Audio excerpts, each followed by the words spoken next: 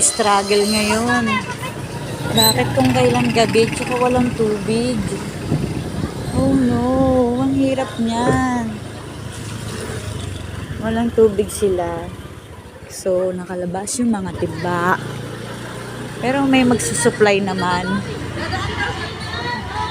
Paano kaya tayo tayong tubig? Kakauwi lang natin. Ba wala lang laman yung tangke?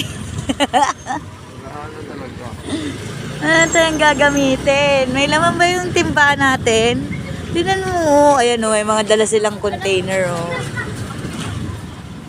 Kung magmi-mineral ulit yata tayo, Israel. Oh no! So ito nga ang nangyayari. Water shortage yata ngayon. Lahat sila may dalang... Sorry. Sorry for that. Uy, at buong area natin wala tubig.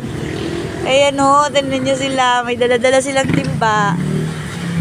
Tubigan. Wawa. Nakapila sila sa tubig. Oh. Pila po ng tubig yan. Pila ng tubig. Hindi ko maintindihan kung bakit walang tubig ngayon. Kung kailan gabi, my God, yan. Kailangan na natin umalis agad kung walang tubig.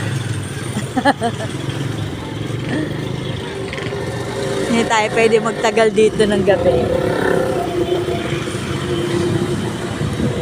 So, sana dun sa lugar namin may tubig. Baka may area lang yan. Kasi wala namang nakalabas na timba dito eh. O galing na sila dito. Galing na dito. Tingnan mo yung mga basa-basa yan. No? Baka dito lang dumaan.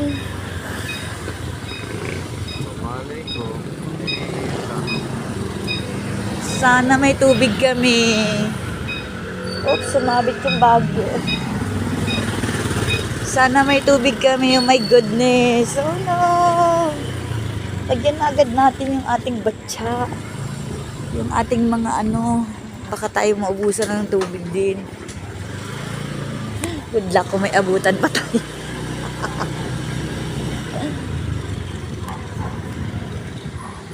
Wala namang announcement eh. Na mawawalan tayo ng tubig.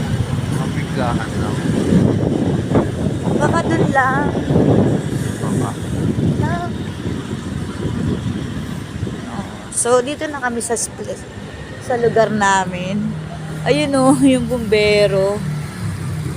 Lalabas na sila kasi kukuha sila ng tubig. Oh no, dalang timba si kuya.